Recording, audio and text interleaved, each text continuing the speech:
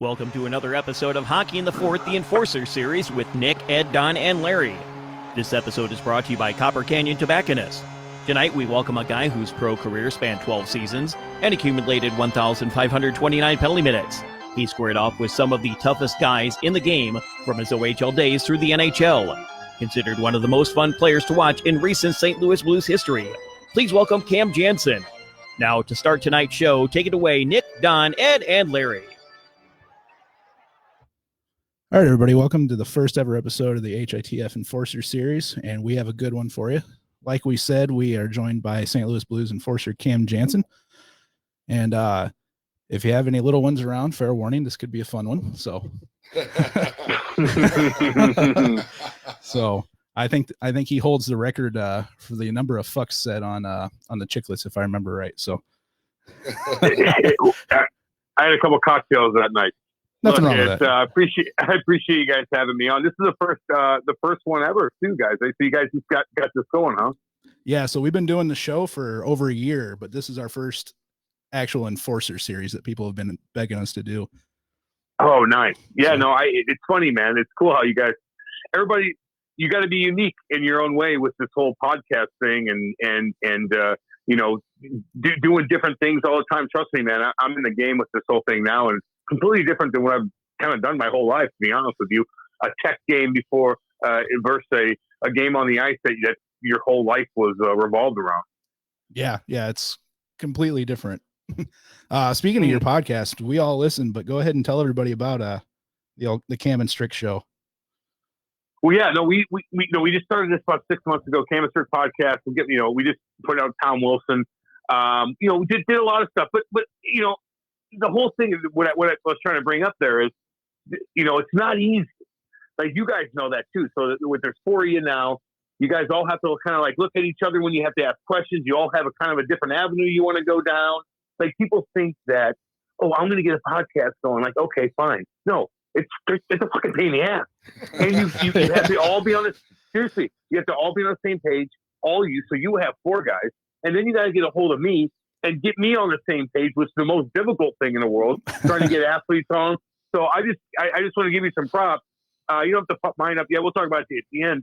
But I just want to give you props to set this thing up. Like, I don't think people understand how difficult it is to really do one and be consistent with it. It fucking takes a lot of energy out of you, man. It really does. It turned into a job for us really fast. And Cam over here is trying to get his new one going. They just started a week ago, and he's learning real quick too. You nailed it around the head. It is a pain in the ass, man. It takes a lot out.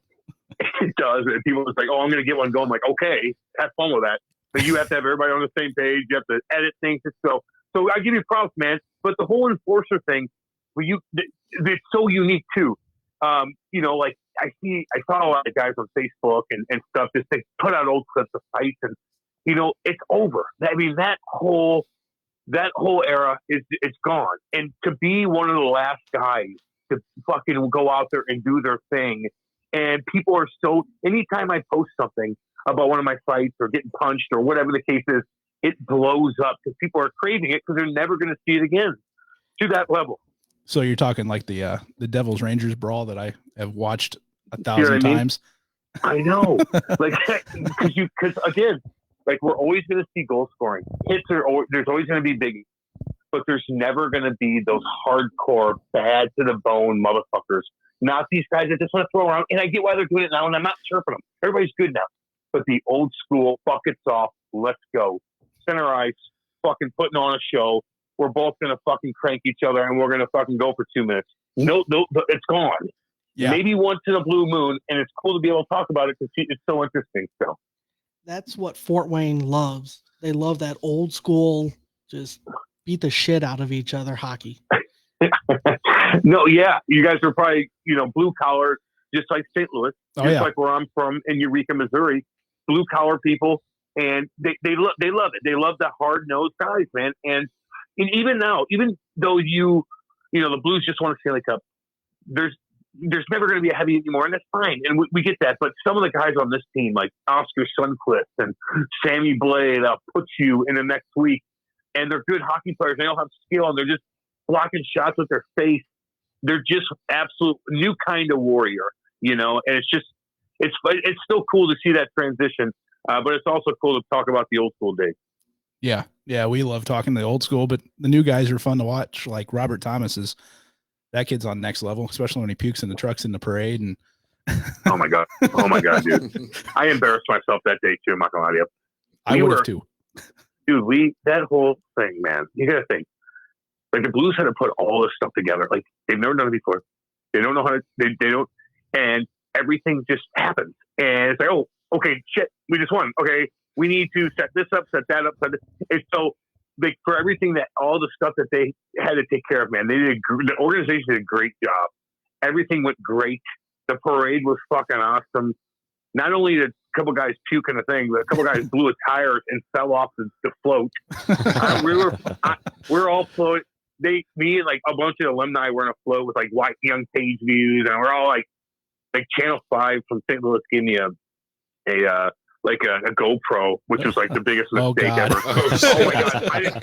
I forgot I had it on, and we were so out of control. And we've never seen that thing ever again. By the way, thank you Christ, because who knows what's on it? hopefully the float ran it over. But yeah, Kate, my wife, at the end of the parade, because for some reason they weren't able to come on, and it was just kind of like it was crazy. But by the end of that damn thing, she looks at me. She's like, "Oh my god! All right, get on the golf cart." So she took me. We were all in like private areas, She takes me on a golf cart, takes me to a car, gets into a car service, drives me all the way out to Eureka, and puts me to bed. I was donezo for the day. It was just such a blast, man. It was nonstop shit, nonstop events like that for just weeks and weeks and weeks, and it all aged us. It really did. It was for the best, if that makes sense. Did you get a day with the cup at all? No, hell no. I didn't work for the team, but I get invited to everything. So that's why I'm saying it's so intimate. Like being part of the alumni, being from St. Louis, knowing the guys on the team and stuff like that. You're invited, and knowing we're all connected. Like the Blues alumni and the Blues, everybody's very tight knit in this town. So when the cup's around, you get invited to everything, and you get invited to Patty's party and the owner's party and events and this and that and the other. I saw the cup so much, and then my buddies that do a lot of work for the Blues get their time with it because they pay it to donation. It just so you're invited. You're with the cup all summer. I mean, I didn't have anything to do with winning it, although we were at Game 7. I was working on TV, doing it, which was pretty cool to be a part of. But you just again being a part of the organization, you get invited to so many different cup parties that. By the end of it, you're like, okay, I'm sick of it. To be completely honest with you, you can't go to all of them. It was awesome, man. It was awesome. I'm joking, but honestly though, by the end you're like, okay, another one. Like it's crazy. So I gotta ask, you were there at TD, but there was something that happened that you couldn't make it down to the ice. Oh fuck! Yeah. So, dude, it was such a long day. Like, I'm just getting into. Like I did all the TV post pregame on the big, like when I did national stuff, like I would do it for Channel 5 in St. Louis, which when you're watching a game in St. Louis, like you're the first one they see, me and Frank Cusimano. It's like the best thing in the world. And Channel 5 is so awesome. And and being able to do that, it's like you're part of it now. Like you're breaking it down. Everybody's looking at you between periods, like, what's up? I'm like, yeah, okay. Like it's just my, kind of first time doing it. And I thought I did pretty good, but it just, it's all different. So the whole day I was stressed out. Flew in, had to get different hotels, staying downtown. People, you're talking to people, getting in the rink, this, whatever. So when they won, I'm upstairs and I'm looking at everybody downstairs, and it took forever to go back and forth. And me and Renee Knott were staring at each other like, okay, we want to get down the ice so bad. And it just took forever because we had to do our thing upstairs talking about the game and whatnot. Then they would cut down to the ice where everybody's celebrating, but we wanted to be down the ice. And so it was just one of those things that you just get caught in the moment. Anyway, by the end of it, I'm like, okay, I got to find my way to get down. And by the end, it just was the biggest struggle ever. And for a long story short, by the end of it, I'm asking these security guards there that were so pissed off to begin with, by the way. And Boston Garden, like, yeah, it's historic, whatever. It's not very nice. And it's very, like, kind of unorganized, like different elevators and whatnot, whatever. So finally, at the end, I go to this guy. He's like, I'm trying to find the ice. I didn't have my pass on me, anything. He's like, yeah, I'll show you where the ice is. Get shit, basically, like, cry out to some guy. Even though I had a fucking suit on. He's like, yeah, it's right down there. And I'm like, oh, whatever, panic mode. I cruise down there. I open the thing up. I go outside. I'm like, oh my God, I'm outside. And I turn around, and there's one of those doors that have like no handle on the other side. Yeah. Like, you motherfucker. So I'm like, and then I just like, fuck it. So I called my wife, who wasn't at the game because she just wanted to come there with me. I didn't get her a ticket. And so she was at a bar the whole time, and we just met up, took a horse and buggy back to our hotel, partied all night, met up with people at night. It was an absolute blast. And then you get up and you do a million interviews the next day. It all worked out, but I got locked out of the damn thing and I didn't get the experience to go on the damn ice. But it is what it is, and now it's a story. Did you at least ever get the media pass? No, somebody, I can't even call him out on this. I can't even call him out. I can't even call him out. He knows who the fuck he is. He knows who he is. I've listened to that episode. Oh yeah, I could have took.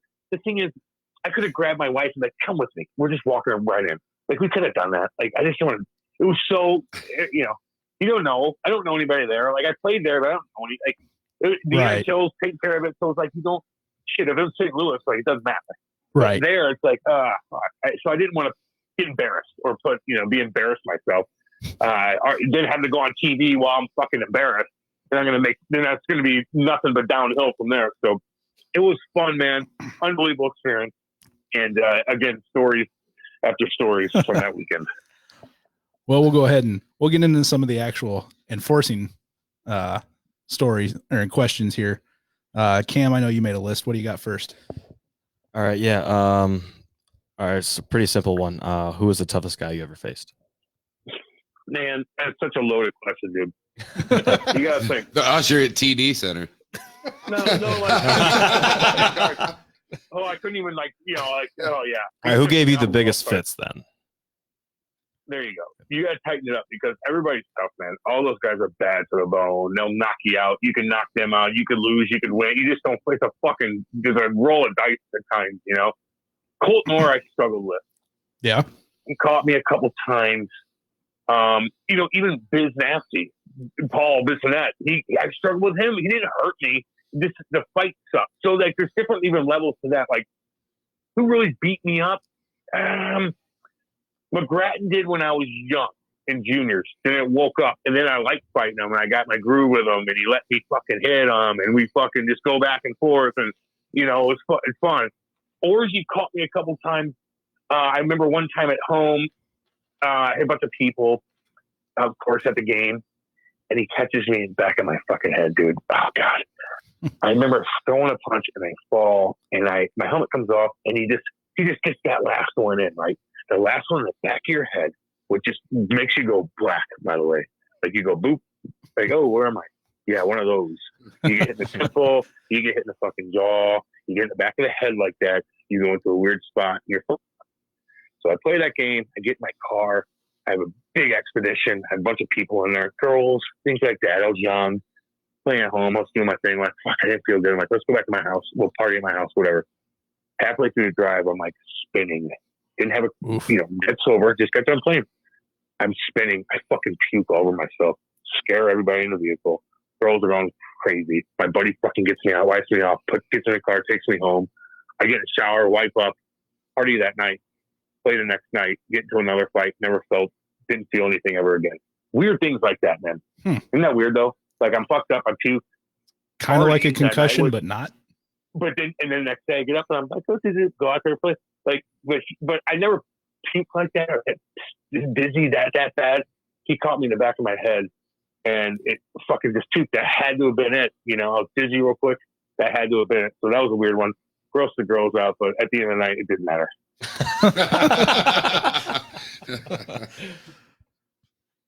Well, my question I have right off the bat was you had a fight when you went to the Blues, and I think it was one of your first times playing the Devils after that, and you fought LeBlond after that. Oh yeah, and that real good long one. He's an underrated NHL underrated tough motherfucker.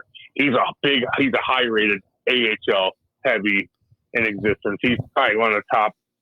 He's top 10, 15 heavies in the American League. He was tougher than shit. Big fucking great guy. Played with him with the Devils too. When I got traded.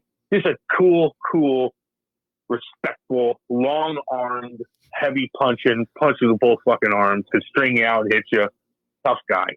And my first game back, I was with the Blues in Jersey. The fans still love you, man. I did a lot of shit with Jersey fans. Like anything I wanted, they wanted. Like I remember getting injured one time. I was really hurt, and I remember going to Lou Lamoriello and say, "Hey, can I do autograph sessions? Because I want to like engage with the fans." Like I was really, really good at that stuff, and they loved it. And I put a show on for them, and I was like intimate with them, kind of like in a weird way, where I always like anytime they talk to me, I'd act like I knew them for 5 years, and they loved that stuff. So like I just felt it was just an awesome scene. I had my fans there, the Blues fans, my parents, girlfriend at the time. And I'm like, fuck this. I'm fucking putting the show on. Let's go. And so it just was the perfect setting to have a sick ass fight, and it worked. And I almost had a heart attack, but it all worked out. Say you looked so exhausted after that fight. Fuck, dude. I went out the night before too, man. Like God, and, thinking about it. I mean, I wasn't, and you just suck it up, dude. You suck it up. You suck it up. If you're gonna do that bullshit, you fucking suck it up. You be a man, and you go fucking take care of business.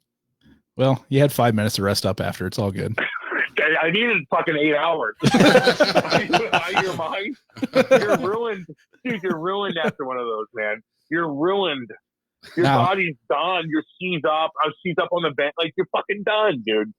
That is it's so tense when you're reaching and holding. Every time he punches you, I gotta lock my arm out, and I eat it. So you gotta lock your arm, your abs, your leg block, and then you get punched, so you gotta lock your jaw. Your whole body gets. It's just. It's a lot on you. It's a lot on you, dude. I know. Yeah, dude. Say, I'm reading here that fight went 2 minutes and 34 seconds. So yeah, hardcore. Yeah, man. You put a show on, dude. That's what it is. Yeah, I wanted to put a show on. It was great, and people still talk about it, and they always will, because that shit doesn't happen anymore. It will never. No, nothing like that. It'll never happen again, and that's fine. And you know what? Fuck, I don't. Like I miss that stuff, but damn, there's YouTube. I go back and reminisce, and people like to talk about us doing it and stuff like that. So I'm like, for me personally, I'm like, okay, on the business side of things, it's pretty good because you're just one of the last warriors like that, and that's a cool thing. But now the game's so fast and cool, and I still love it, man. And now my job is dissected every day. I've never watched hockey more than I do now. Like I have to talk about it, fucking break it down on my radio show and the podcast with smart fucking people, by the way. Guys that really detailed shit. So you got to be on your goddamn game. And if you're not, you look like a fucking idiot. Then people don't take you serious. So you got to do your shit, man. So yeah, dude, I love breaking this down. I've never watched so much hockey in my life the last 3 years. Sounds familiar. Yeah, definitely. I didn't watch hockey hardly at all when I played it. No, I'm worried about myself. Yeah. I'm thinking about myself. I'm fucking selfish. You kidding? Got money, fucking doing whatever. Yeah, I'm all about what's going on in my reality. I don't give a shit about anybody else unless you're a heavyweight and I got to fight. Really. Seriously. Like, that's how it was.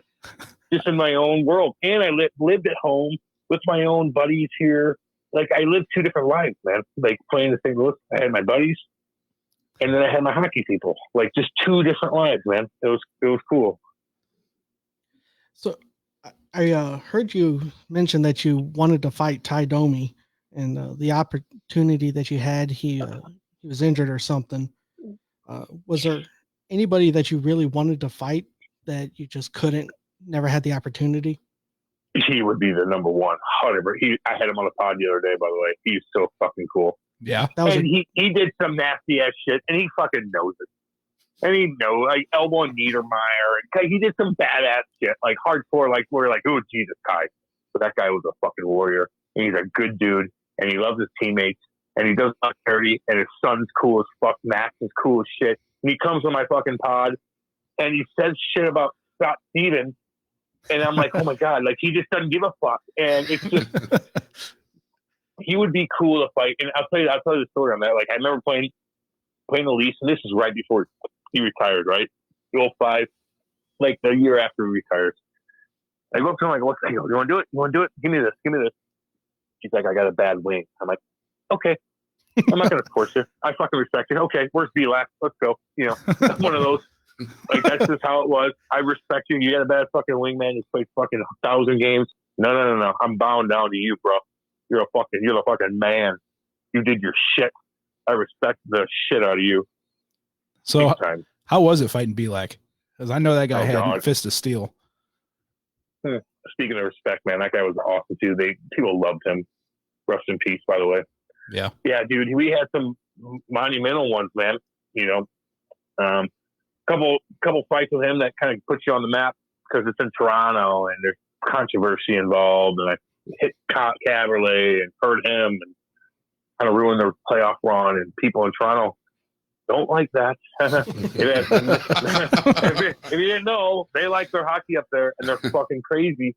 And now they kind of like are switching to kind of like me because I do like radio hits up there now, and they're like, okay, he's not such a bad guy, but they fucking hated me, man. And I had to go take care of business. That's what you do. You're gonna fucking do that shit. You gotta take care of business. I ate 3 games. I went up there and I fought that monster for fucking another 3 minutes or whatever the fuck. You time it all you want, but you got to take care of business, and that's what you do. You do that shit. You got to take care of business. So I caught Caberlet, man. It is what it is, and I went out there and paid the fucking piper. All right, Cam. Best teammate you ever had? Oh God, there's so many dudes. Or someone who had a big. Awesome. Go ahead. Big Keith Kachuk was awesome. Walt fucking awesome. Danny Heine fucking BJ Crombie was awesome because I forgot about him. He was my roommate, and he just was such a sweetheart of a human being. And I was wild, and he, and that was fine, but he just was a fucking voice of reason for everything. And I love that, and I always surround myself with people like that. Let me be the wild one. I don't want to hang out with other wild. I want you to be normal. Let me be fucking abnormal. I don't want to hang like. You can be funny, but I'm the one that does wild shit, not you. I want you to tell me, hey, Cameron, I like that shit. So he was great for what it was at the time. Marty Brodeur was fun. Ilya Kovalchuk, Eric Bolton, Anton Volchenkov, who's fucking David Clarkson. Fuck, man. I mean, just there's a lot. There's a lot of guys, man. Oh, Scotty Gomez, fun as shit. Colin White. Man, just hardcore cool cats that took me out and, embraced my personality and brought me in the back of the bus when I was young and took me to fucking sushi and, just shit like that, dude. Just shit that I'll never fucking forget, man. And I'll do anything for those fucking guys. So, a fan of ours wants to know, what was your actual most memorable fight? The one that you pride yourself the most on? I'd say the B-Lack one because it was the most. Well, maybe the brawl. There's a lot. I mean, there's a lot of going, but just because personally it's different than, exposure. Like there's a lot that got a lot of attention because of, the build up or the scene or whatnot. But the brawl was hardcore. I mean, on YouTube, I think it's got 5 millions and millions, whatever it is. So, I mean, I guess from that standpoint, that would be because you're in Madison Square Gardens. That will absolutely 100% never happen again. Never happen again. I don't know, on the man. big stage. Torch, 2 big rivals. Torch is still coaching. He act like he didn't like it, but he fucking loves that shit. Bullshit. He loved it because he's done it in other games too. Loved it. Dude, don't let him play a game with you. That guy's awesome, dude. Dude, look. He sounds like an ass here and there, but that guy's a fucking real deal, man. And you play for a guy like that. Not that I have, but I talk to the guys that I can fucking you talk to, and they tell me something. I'm gonna listen, and I'm gonna fucking respect what they have to say. They say that man's a fucking badass motherfucker. If you play hard for him, you block shots. Everybody blocks shots. No one, you do what he tells you to do. He does the right thing towards you. Does that make sense? Meaning, he might call you out this and that, but there's reasons for it. You fucking fucked up. Don't fuck it. Like, people love him, dude. He says crazy shit because he is crazy, and I respect that because I kind of am. But there's some guys that absolutely love that man, so I'm gonna give him respect. He will play the game with you, though. He will play the game with you. I think I've seen him close to fighting other coaches more than any other coach in the league. He used to chirp me, man. I know. I do a face-off like right by their bench, and he's like, "Fucking," and I go, "I just got on the. This is my second shift." I go, "Why are you even yelling at me? I didn't even do anything. Like, I missed the guy by 5 feet in the corner. I haven't even done anything yet. And you're fucking beaking me. I'm the lowest of the totem pole out here. I beat Kobe. He's fucking playing 26 minutes. I'm like, God. I guess I just had that fucking. I go out there, shrug my shoulders around like a fucking, try to act like a badass, And then he's like, "Fuck you!" I'm like, I love it. That's awesome. So here's a question about a coach. We have Bruce Boudreau's son's our coach for the Comets in town in the East Coast League. Oh yeah. He wanted to know what if you have any memories of his dad chirping you at all. I don't remember him. I don't, and I'm not. I could, I guess, lie and give you a story. I don't. But I know, again, another guy that people. So we got to chirp him a little bit because the one, he's got the reddest face in the world when he gets fired up, and it's like when you're losing games and your face is that red, like you're gonna get chirped on the social media. It just is what it is. And then he has that like barbecue stain by his mouth. You remember that interview he did where he does? Oh yeah. Oh God! And if he was winning games at the time, it just wouldn't matter, I guess. But they were kind of sketchy. Like they had the team, they're spinning up to the cap a little bit, and they needed to make a mark, and they weren't doing it. And he was taking heat. Then he gets fucking barbecue on his mouth, and you guys are probably like, "What does that even mean?" Oh, dude, now he's barbecue brute. Like, so it just shows you this fucking stress level those guys have to go through with that shit. He's never done anything to me. Look, I heard nothing but unbelievable things about that human being. Like, fucking guys love him. So I get chirped about barbecue in his face. That's about it. He's an awesome dude. So I got a question from Larry Schmidt, our PA announcer for the Comets. Yeah. If you could play in a different era, who would you like to throw down with, past or present? Oh man, I mean, I'd try to go Proby, dude. I mean, shit, yeah. Jesus. You go Proby, you're the fucking man. You just got to stand in there and fucking eat him. He's feeling right. I might have to tie his right up. And be like, okay, throw him that left.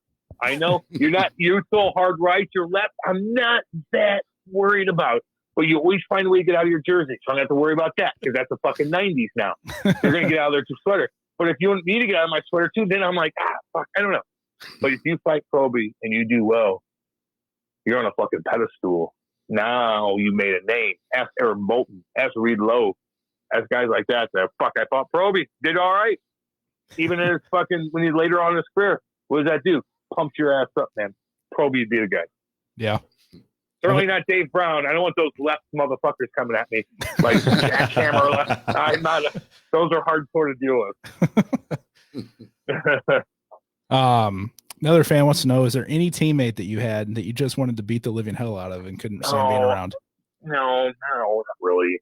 I mean, a couple guys will give you the look when you give them bad passes. I was friends with everybody, man. I mean, honestly, was friends with everybody. Like, I know that's bizarre to say, but I honestly was. But a couple guys got weirded out by me a couple times, and I was a little crazy here and there. I think Eric Brewer stepped me down when he was captain. Me and DJ King one time were pretty wild at rookie. Whatever. And I was like, sorry, one of those. But other than that, man, I was cool with everybody. When I was young, a couple guys sat me down. Gomer made me cry one time because I took too much stuff at the NHA store. Just jerk. Oh, fuck. He's just so embarrassed. I was just a kid. I was getting a little bit of attention. The boys, it was a veteran group, man, and the guys just had to let me know, put me in my place a little bit, and I cried. And I went there and fight twice the next night and fucking did my shit. But it's funny. That's on the podcast with Gomez. He tells that story. There's shit like that, dude. But no, I again, friends with everybody, man. No, I've never had anybody cross me wrong in hockey. The only bad shit that's ever happened to me was because of me.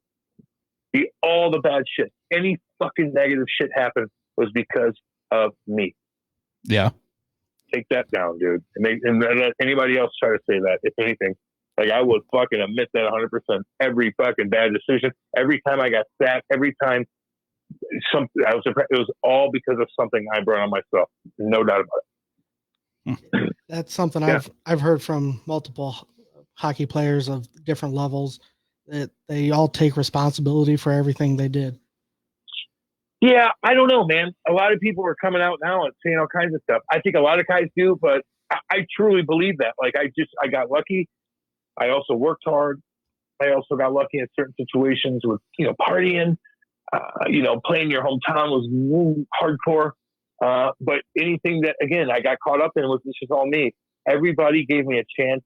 They, anybody I worked for, played with, they all gave me the respect. And, I know it's, I guess, kind of a cliche answer, but it's really, really true in my case. Not everybody's case, man. Honestly, like, people come out like, my coach fucking kicked the shit out of that.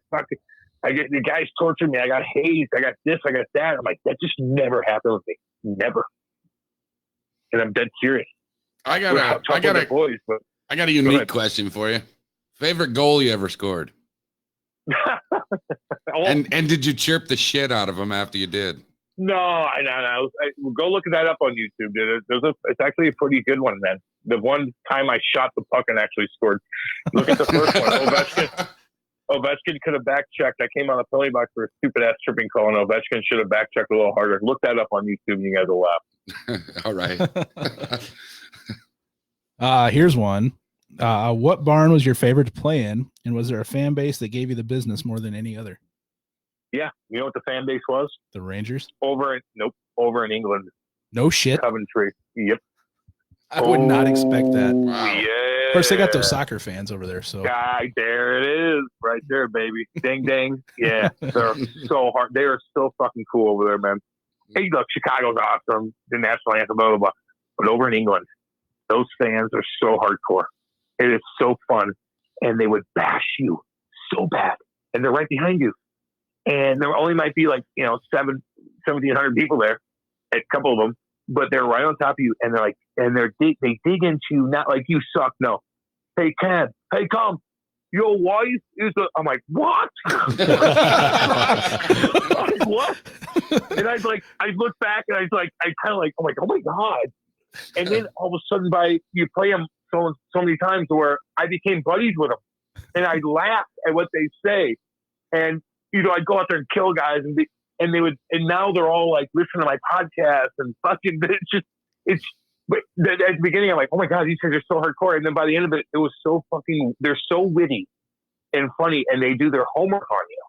They do their fucking homework on you, and they fucking get you that way. And the only way to stop it is to turn around and laugh and be cool with them, and then they're buddies with you, and it actually makes you want to play harder.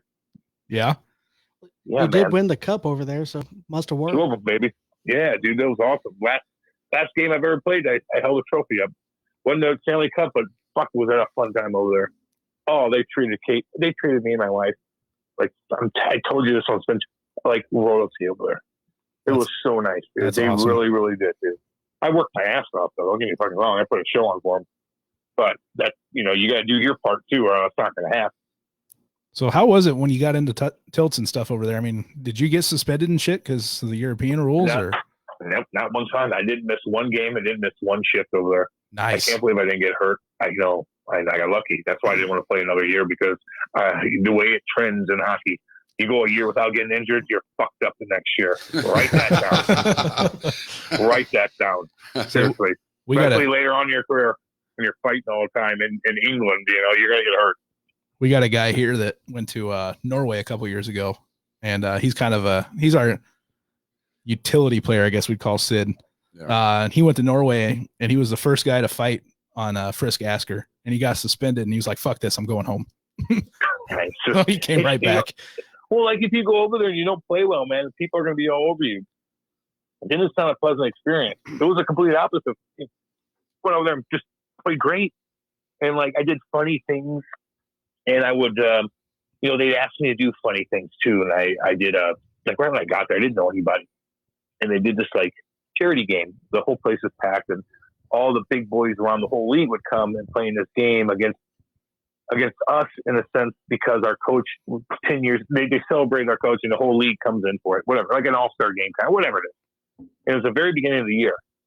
And I just get there, and I get there late, right before I missed a game or two. And so it was like kind of a big introduction, which was cool for them, man, and for us, and it was cool. So they had me go in this game, and they go, "Hey, Cam, can you dress as Hulk Hogan and be the last one introduced to everybody," which is like 10,000 people, "and skate out there with your Hulk Hogan gear on, tight stuff, and rip your shirt off and flex?" I go, "Fuck." Yeah, I'll do that. So I crushed a bunch of beer, and I went out there. There's a picture. You'll see. I'm looking at one right now on my Amateur Hockey Hall of Fame thing that I have. They showed a picture. I'll send it to you guys. But shit like that. So now all of a sudden, boom, before I even play a game, the crowd loves you. Then you go out there and get into an awesome scrap or put somebody through the boards, and they're like, "Oh my God." And, you put a show on, man. I loved it, dude. Fucking loved it.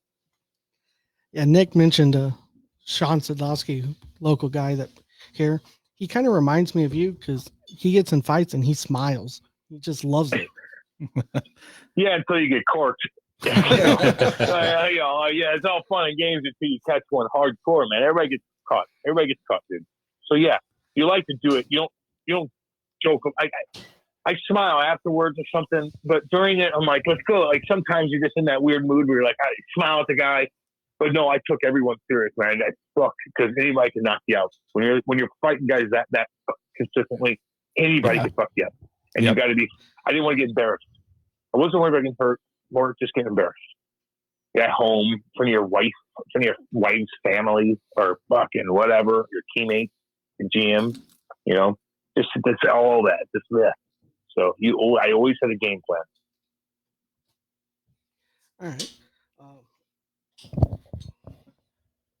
Sorry, had to crack a beer. Yeah, buddy. Yeah, we did a beer run. Sorry. Any crazy penalty box moments that you were ever a part of?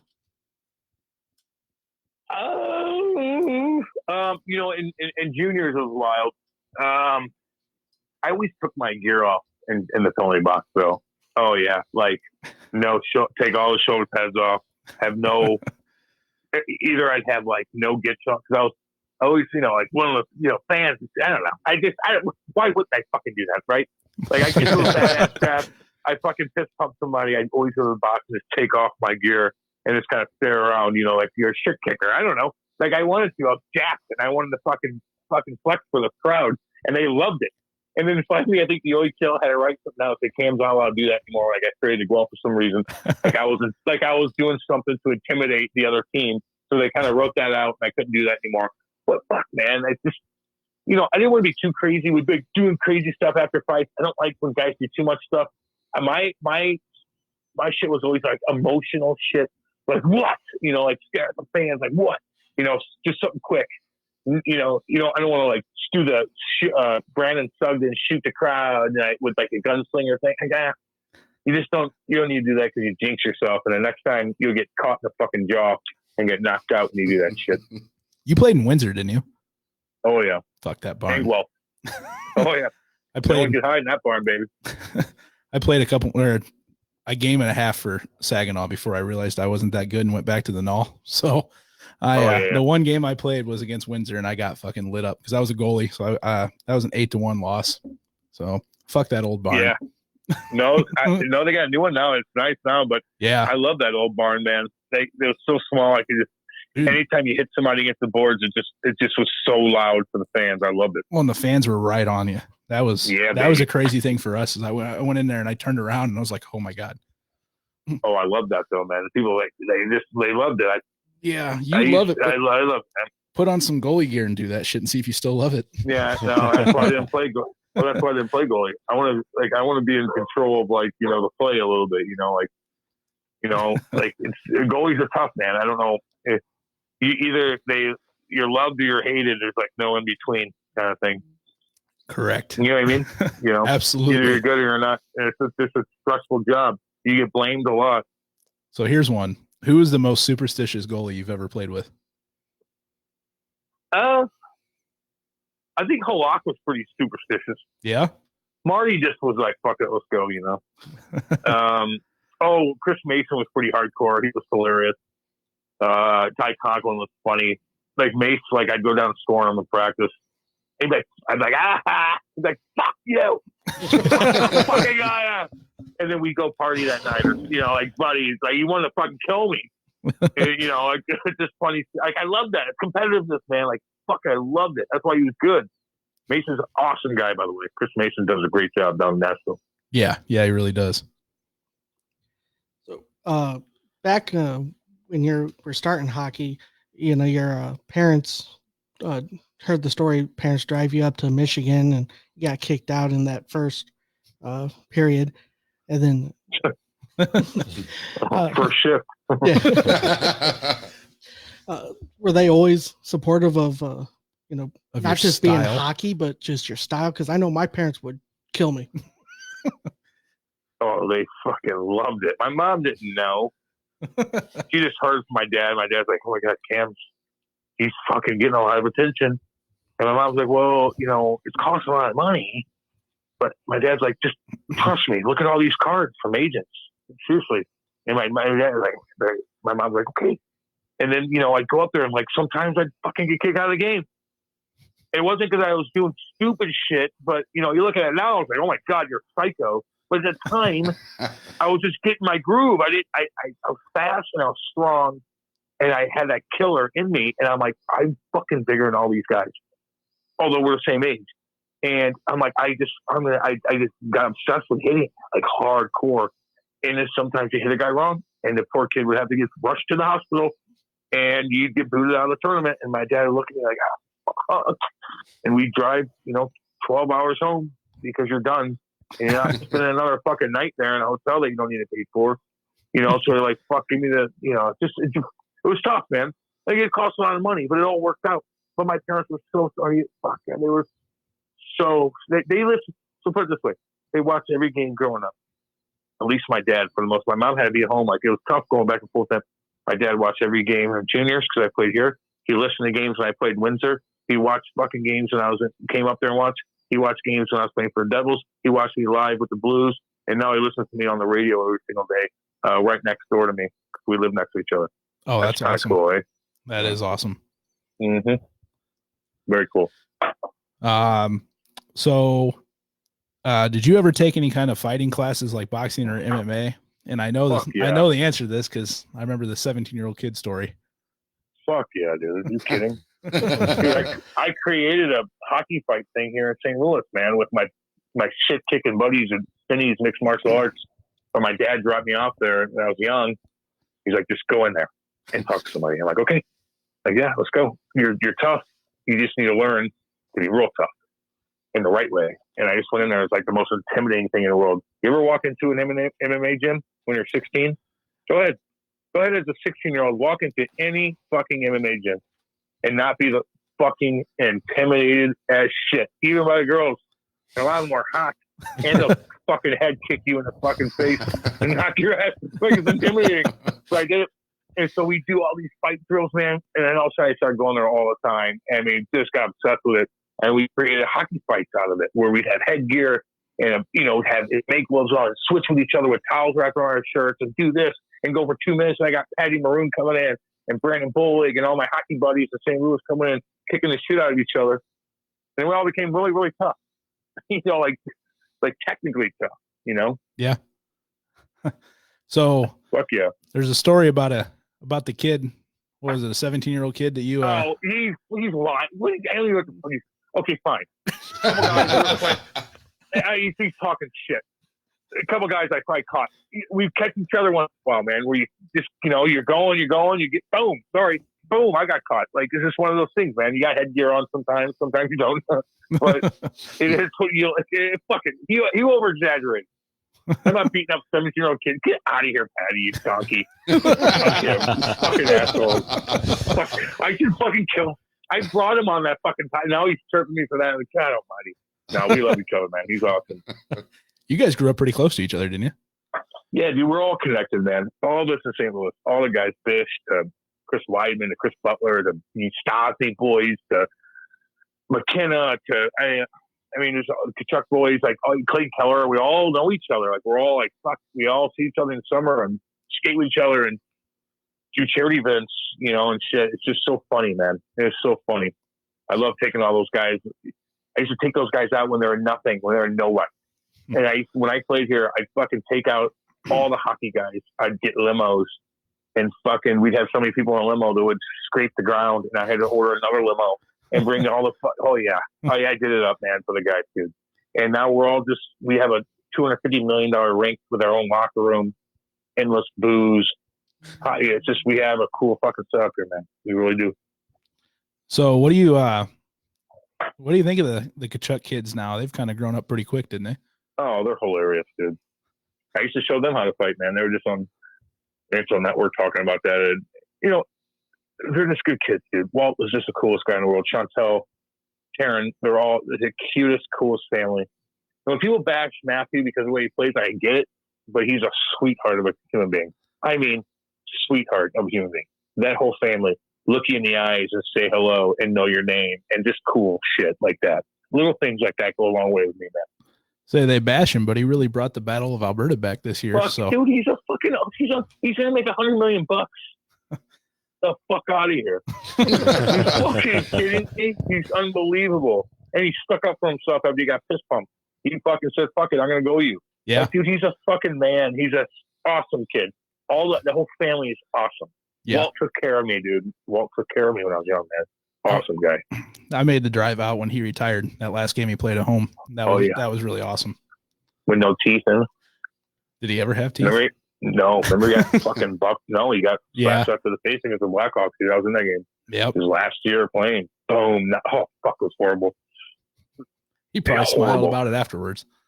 Oh, he's a warrior, dude. You kidding? He's a warrior. Should have hit him in the belly. He's around the fucking face.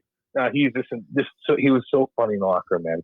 He was so fun and happy. He was happy, Walt. And he knew we weren't gonna go far, but he was so fun. He yelled at Andy Murray. He was just a fucking man, dude. Wore a robe and all. He's a fucking man. Love him. So I heard the story of when you fought the police officer. When did you find out that it was a cop? Yeah, it wasn't undercover. I fucked it up. I said undercover. It was off, which is whatever. Off duty. I fucked that up. But he was off duty cop. But all the cops were in there, and Jersey. He was just a Jersey guys out in Jersey, man, are hardcore, dude. Especially at the bar, they're hardcore. But I became friends with all of them. But at the beginning, he kind of pushed me, and we just kind of threw punches at each other. And the guys were all laughing because nothing bad was going to happen because everybody knew each other there. But I was the new guy, and I had cut on my face. I was just kind of beating guys at a time, and the guy kind of just nudged me out and get the fuck off of me. It just was one of those things, and it's embarrassing, and I don't like doing that shit. And I got I don't like doing that. I never did. Like I was always going there to hang out with girls. Like really, that's where I go. Hang out with the boys and fucking try to talk to girls. Like honestly, I don't fight guys. I'm fighting guys all the damn time. I don't need to do that at the bar. But that was just a weird time, and he caught me. He actually kicked the shit out of me. And then we all hugged and we partied the rest of the night, and then nothing came of it. And I felt like I should tell that story, but I said undercover cop. But I meant to say off duty, which doesn't even matter. Close enough. It doesn't matter. It's embarrassing one way or the other. Good God. Fan wants to know, what was it like playing with Paul Correa, and did he have any weird superstitions? Oh God, yeah, dude. He's such a sweethearted human being. Yeah, he was so nice, man. Respected me, and I love that. But he'd take these guys. He did the goofiest warm up, man. Like so goofy to where it'd be so distracting that I couldn't stop laughing at him. But it worked for him. But he'd take these stretchy bands and be like, gee, who? Like a kung fu artist where he wraps himself up. What the fuck? And I felt bad for Ray Halley, our trainer, our equipment trainer, who had to like chaperone his fucking ass. And different bags they have to pack for different weekends. But then Paulie would like tip him off $50,000 at the end of the year, so it didn't matter. Jesus, that'd be nice. Yeah. Fuck yeah, dude. He was making like 11, so it didn't matter. Right. Yeah. Now, when you played in Jersey, what was it like playing for Lou? Oh god, that man's awesome. He was being drafted by that organization was the best thing that's ever happened to me, man. Like that guy was. I look up to that man. I still do. He doesn't even. I'm not even working for the guy, and I'm still nervous to do the wrong thing or say the wrong thing about him because he was so good. My mom and dad love him. He kind of saved me. Like he fucking took a chance on me, and he drafted me. Then he signed me right away because I knew my mom and dad were struggling for money, and I just needed money to work out. Get a vehicle and fucking, I don't know. My dad, I could just, like, I'll do anything for that man. And if I would have got drafted by probably any other organization, I would have been, especially St. Louis at the time, like playing for my hometown, God, I would have been a mess, I think. Not that but Lou just was so, I was so cognizant of everything he did. And it worked. And I knew that I went out there and become a fucking warrior, that he'd had that smile. And when you get on the bus and he gives you a smack on the ass, like, goddamn right. It was like, it's like such a fucking euphoric high, man. When you know you did what you're supposed to do for that team, that organization, and that man. And I'm blessed that they drafted me. And my mom and dad, oh my God, they love that man so much. Oh God. They took care of me. They were so worried about me. That was crazy. And they're like, you would listen to that man. And a couple of times I'd call him, that guy fucked up. And they're like, what'd you do? What'd you do? What'd you do? You know, like, they know they were taking care of them. And all of a sudden, this guy takes a chance on me. That brings me on the team. Like, fuck. You know, and I did by what I was supposed to do. Don't get me wrong. I'm fucking doing but I didn't think of it that way. I'm like, yeah, I'm supposed to do that. But you're still helping me. I don't know. Just that guy's awesome, man. And if anybody ever bashes him, I'm the first one to stick up for him. First one. Nice. Back when you were with Guelph, you played with a guy, Mark Versteeg Litwin. So yeah. Got any good stories about him? Oh, Jesus Christ, man. My memory. Oh, God. Like that whole year was kind of vague for me right now because we did just a lot of shit gone down since then, you know, but he was a good player, man. He was cool. We had an awesome team, dude. We were sick. I got traded at the deadline 5 minutes ago. My buddies were in town that weekend in Windsor. And I partied with them that night in Windsor hard. We had an awesome game. I did, who knows what I did in that game or that night.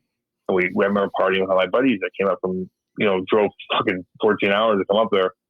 And we come back to my billet house and my coach was there and everybody's crying. And I'm like, what the fuck? What did we do last night? Am I arrested? Whatever, And then I know 100%. And they look at me like we had to trade you. And they got like a first round pick and we traded to the best team in the league with Guelph, and Guelph needed toughness. And we went out there and we fucking dominated, man. We beat London with Corey Perry and all them. And, all the fucking guys on that team. And we won a Joey Hill championship. And he was a big part of that, man. He was a good kid. He was a young kid. But we had Marty St. Pierre on that team. We had Dan Paye. We had Brian Callahan. We had Kevin Klein. We had, what's another big one? God, we had so many NHLers on our team, man. It's awesome. I had to ask about that. He used to play for the Comets here, so got to make the local connection. Yeah, dude. Oh yeah. That was fun, man. The juniors, dude. What a best decision of my life to go to Windsor and get. It's just the best decision of my life. That was so. Dude, we had no rules up there, man.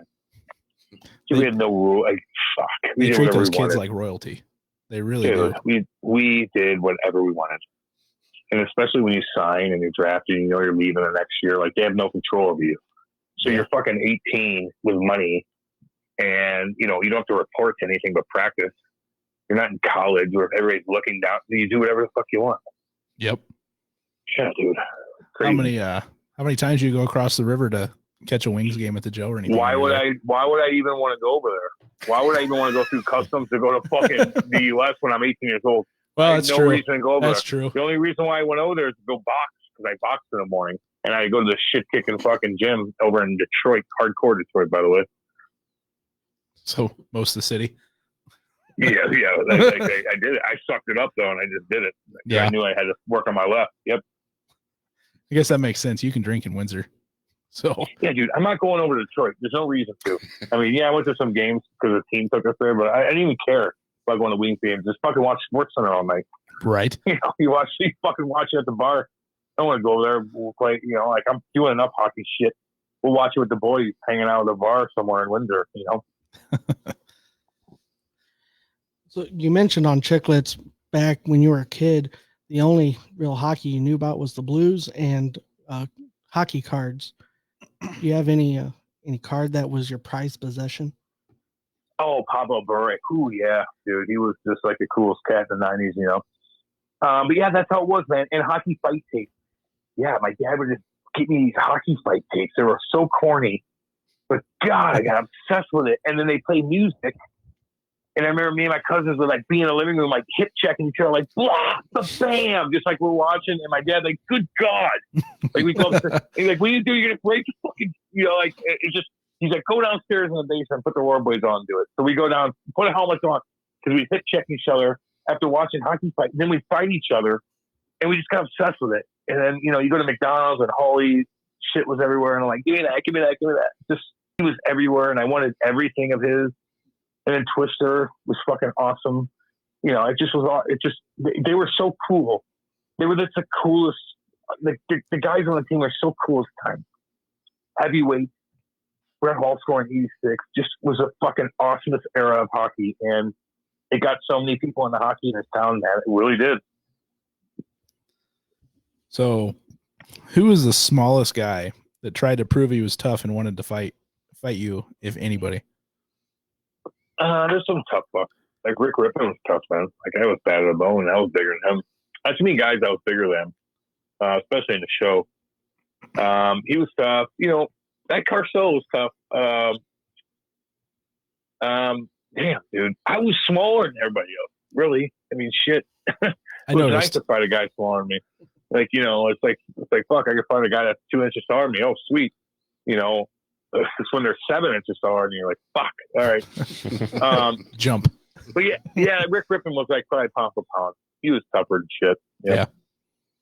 Who was the guy that you feel made you look like, who made you look the dumbest by just making a play on you?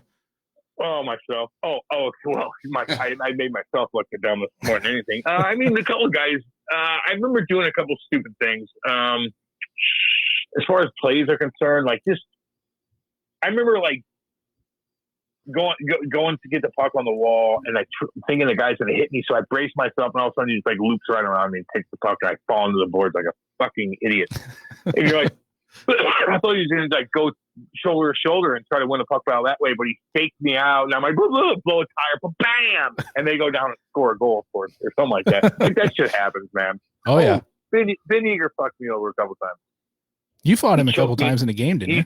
He choked me one time. He caught me from behind and started choking me. And I was like, we both got a penalty. And I'm like, I'm going to kill you. Get out of the penalty box. Puck goes right to him, takes 2 strides, gets in front of me, goes down, scores on a breakaway.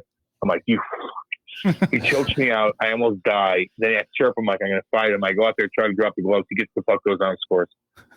Fuck me. I want to crawl into a hole and never come out. I bet you caught shit from the boys on that one, didn't you? Oh, not the boys, no, the coaches. Yeah. Yeah, that's just even worse. The boys, who cares? The coaches, yeah. See you play with Jaromir Jagr for a season. Any cool Jagr stories? Oh, he's awesome. I sat next to him. He would, he would read the Bible before the game. Read the Bible. And then one time I took it and I read it and he fucking snatched it out of my hands and like almost killed me. But he was joking. But he's so serious when you're like, good God. But then he laughs at the end, like, fuck, he's joking. Or is he? And then I put my stick next to him one time and he just like takes it and he throws it. I'm like, you ass. He loved it. He tortured me in a funny way. And that's why Lou put me next to him. Everything's like, put in the pattern, dude. Like, it's not like, oh, here we're going to take a draw of a hat who sits next to who. No, he put me right next to Yag, and Yag's tortured me. And he knew and I made him laugh, and I kind of tortured him back a little bit by little things like take his like rosary beads, and I'd act like I was praying. I don't know. It was funny. He loved it, man, and he was cool to me, and he didn't have to be cool to me, and he was, and I'll never forget that, dude. What was your best prank you ever pulled? Oh, geez. I didn't tell you we'd make you think pretty good. I know. Well, I got some nasty pranks pulled on me. I'm an easy target, man. I'm an easy target, dude. It is what it is, I guess. I was always loud and funny, and the guys just knew that I would be funny. I would laugh at everything if they did something to me. So, and I guess that's kind of being a good teammate, I guess. You know, stealing my phone and switching the numbers of Lou was bad. You know, like just shit like that. Like, fuck, oh, it's like, you know, room with Pascal Riom, and I'm like, God, what is it? You know, God, my face is breaking out, Pascal. Like, give me something. Fuck, what do you got? What is this? He's like, yeah, that's for your face. Hair, and it's all grease. And I put it on my 4-day weekend, and all of a sudden my face would break out so bad. I'm like, what the fuck, asshole? He's like, oh, that's hair gel. I'm like, all right, I'm just like little things. Like, they just tortured me, man. Like, especially when I was young. And then I started doing it to young kids too. And, you know, you don't want to, like, it's not hazing. It's just funny, goofy stuff that you pretty much bring on yourself, and you deserve it. And I love it. Let's see. Ed's got one here. Yeah. You know, with what you did, I'm sure you got some injuries. That treating your body any better nowadays? Do I look good now? Is that what you're asking? That's what Ed's worried about. Well, not just looking good. No, I put on a little LB. What was the question again? How do I look now from all the injuries? My body's fine. No, my body's fine. I don't have I'm not sore, which is very bizarre. My head's good, dude. Believe it or not, I might act goofy, but I feel good. I'm not depressed. I'm the happiest guy in the world. I have a cool gig. I'm like being pretty successful in my next chapter. So in that sense, I'm great. But you know, do I crave working out like I did my whole life right now? You know, I put little LBs on. Dude, if I worked out for 5 days, I'll lose 15. Like, my body's good about that shit. Like, I'm blessed where I could be okay. But who cares about your fucking body? It's your head, and my head's good, and that's all that matters. Yep. That's what I was asking. I'm just not very good with words. No, dude, trust me, I get it. And it's a sensitive question for people, and I have to do that with guys too. Yeah. You know, with all these guys, I go, dude, how do you fucking feel? Like, that's all you gotta say, man. Like, your fucking head okay? Dude, you were a warrior. That's what you say. Like, kind of like loosen them up, because some guys are weird about that, man. But like, God, how you feel? Like, your head good? Because I don't care about your ankle. I don't give a fuck about your ankle. Your head's what's gonna matter. You know. Yep. Your back sucks too. If you have a bad back, that's what sucks for the rest of your life. But other than that, man, really, it's your head that's the biggest issue. Yeah. But don't be shy to ask that to people, guys. Honestly. Don't think people are going to, no, you fucking ask that question, man. Go, and sometimes that's a relief for people to talk about it too. You know, like, it helps them, in my opinion. We did a show probably about 6 months ago. I think with an old Comet player named Pascal Morency, and he took a beating in his whole career, and he got real bad mentally and stuff like that. Now he goes around and he's a motivational speaker for mental health. So we did a whole mental health show, which was awesome. Yeah. And you know what? You guys aren't like trying to get the game to completely change and things like that. There's a balance. I wanted it to be fucking hardcore. Yeah. But we need to have the right precautions for when somebody does get hurt. Mm-hmm. That needs to step its game up. Not to make us keep the game hardcore. That's what makes it unique. Make it hardcore. Emotional fight. Shit like that. Guys catch each other with a fucking clip one time. Shit happens, man. 100 miles an hour. Give them a game, but that's it. Or whatever. Like, you don't have to keep it simple. Hardcore, skilled, fast. Everybody's skilled, but fuck almighty, the hits are still there, because that's what's putting fans in the seats. You can have a skilled game all you want, but you want that emotion. That's what separates hockey from anything else. The emotional part and the speed. Yep. Did you ever have a backup plan if pro hockey didn't work out? Nope. Not even close. All the eggs in a Not basket. even close. Oh my god. That's like leaving. That's like leaving room open for failure. Fuck that. No, man. I was 1,000% in. The only thing that would stop me if I would have got my head would have had concussions. So anybody's like, I hurt my knee. Oh, okay. Oh, okay. So did I. I hurt my knee, I hurt my shoulder, hurt my hand, hurt my toe. You get hurt. I just like, fuck it, let's go. Keep going. If you hurt your head, different story. Yeah. All the other injuries are part of the game. Dude, so anybody, my point is, everybody's like, well, I didn't make it because I hurt my knee. Oh, okay. Okay. So did I. Unless you hit it 50 fucking times where you just like blow your fucking knee out, where like you can't, then you could tell because they better have a limp to their step now. You know what I mean? So you guys don't. So I don't mean to be that cruel, but I just hear that. Yeah, well, I could have put. Okay, we all get hurt. Now, if they said my concussion fucked me up, because I know a bunch of guys are like, yeah, that's a different story. Oh yeah. Say I quit playing because I fucked my knee up, but then I got fat, so I have a limp because of that. So I'm saying people didn't make pro because they fucked their knee up, or they didn't. Yeah. Sometimes you get scared when you get hurt, and like I'm done. But like I'm seeing guys that play juniors and they're playing, they're sick. Like I just hurt my knee. Like, what? Okay. Anyway, whatever. So, well, man, I guess go ahead and we don't want to keep you all night since it's it's a long one. No, we're good. Yeah, we're good, man. I appreciate. You know, I like to do this stuff, man. And you know what? Like, you gotta promote your podcast too. So you come out and listen to my podcast. I told you guys, like, you keep doing this stuff. You gotta. It's not easy, but you guys are, man. And the Enforcer thing works. It really does, dude. And the guys are all cool, man. And if you ask, and sometimes you just gotta ask on Twitter and shit like that, like Todd Fedoric and Riley Cote and get all those guys on, dude. They're all cool as shit. Oh, Colt Nora, come on, dude. They all will, man. That's They're the the plan, coolest guys, man. Yeah. So yeah, you just gotta message them on Facebook or something like that, dude. You know, they'll respond to you. They'll respond to you.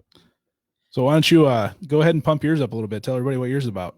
Cam and Strick podcast. Andy Strickland, who was a Blues reporter for the past 20 years, good friend of mine, very smart guy, probably knows more about hockey than I do. We have a great connection. Getting monsters on, Tom Wilson today, Grant Fuhr, fucking Sean Avery, Jesus, Mike Madonna. Look at our list. Let's go to Cam and Strick pod. We're funny. We're raw as shit. I am myself, which you can tell is already, you know how I'm going to do my thing. So it's funny. These guys open up to us. Tom Wilson was hilarious today. When we did it, we do these guys like 2 weeks behind. We have a bunch of guys lined up. We did Ben Bishop. Don Cherry. We get big boys on that big time. It's cool. We selectively sit down and think and like, okay, what should we do next? Like it's not like, oh, let's get this. No, it's like, okay, why should we get him? Okay, we already did Don Cherry, so now let's get a player that did this. So it's we really put time, a ton of time, money, all kinds of stuff. So check us out. We're all over Twitter, Facebook, Instagram. It's all over the place. Do you edit your own shit or do you have somebody do it for you? Fuck, are you out of your fucking holy fuck no. I got a bunch of people on this thing. Look how much shit you have to put out, dude. It's crazy. I got kids doing shit that just want to be around. I got to take care of every month. Then I got a producer that gets a ton of money that we get to come out. Oh yeah. It ain't no joke. It ain't no joke. It's a business now. It's business. I will say, I got to come out and bring the heat, man. And that's all. Those guys do all the bullshit work. That's the great thing about going live. We can't really edit live. No, you just go. No, it's all good. No, it's all good. You guys doing a good job, man. Well, we appreciate it, man, and we appreciate the hell out of you coming on. And we'll keep in touch because I may be giving you a shout saying, hey, is this guy good to talk to? Yeah. So, let me know, guys, man. I'll help you out. So right on. All right, buddy. Well, hey, you have a good night. Enjoy a little tequila if you like, since it is Cinco de Mayo. So we've been chilling, man. Trust me. We're quarantined. We'll talk soon, guys. All right, buddy. You have a good one. See you guys. Bye-bye. That was great. All right, everybody. That was obviously Cam Janssen. And if you have little guys in the room, I don't even apologize because we warned you ahead of time. Well, fuck, it's been an hour. If you still got them in the room, that's on you. So there are a lot more of these in the works. Cam was the first. We are working on several others. Not going to drop any names because I'm going to keep you thinking. But we do have a pretty good list. So Oh yeah, um, I'm excited about some of the guys coming up. maybe even a road trip into Canada Yep. later in the summer. If you're not pro yet, you're going with us, by the way. Count me in. So I'm being a Red Wings fan. I'm excited for a couple of guys that we're trying fuck to that. Oh, sorry. get. Hey, we got your guy first. Come on, give me one. Yeah. So since we're all kind of getting back to normal business wise here in Indiana, let's remember to support local businesses that are starting to open back up. We have several sponsors. Like we said at the beginning, Copper Canyon's fully open. Rudy's is back. Deadeye Dick's opens up next Wednesday, so schedule your time and go throw axes at wood because it's a blast and you can drink there. And all the stress and pent up energy you got, good way to release it. So also our new sponsor, if you can't see the flag over Ugly's right shoulder there. I'm wearing your jersey, so Yeah, that'll make you look any better. All Black Hockey Sticks out of Michigan. If you want some information with that, we can get it to you. We're going to write up some ad reads for them here before too long. And if your little guy needs any sticks, they have some of the best quality sticks at a low cost. $89 for a stick's pretty good deal. So yeah, support local. We'll be back with another show. We do have some comment stuff lined up. Some more. I didn't want to explain how the little guy learned the F-bomb. Sorry. Hey, you know what? You have a good story now. He learned it from an NHL guy. Yeah. So, yeah, there's a bunch of stuff coming up. So, including some parties and events. We are planning an NHL 20 tournament to raise money for the ECHL boys. So, getting a date for it, a format, because we've all talked about 18,000 different formats to do it. And you'll be able to play some of the comic guys and stuff like that. So, and we're definitely doing our Comets alumni party August 15th. August 15th. So more info to come on that soon. So we will see you guys later, probably next week sometime, but we'll keep everybody updated. Thanks a bunch.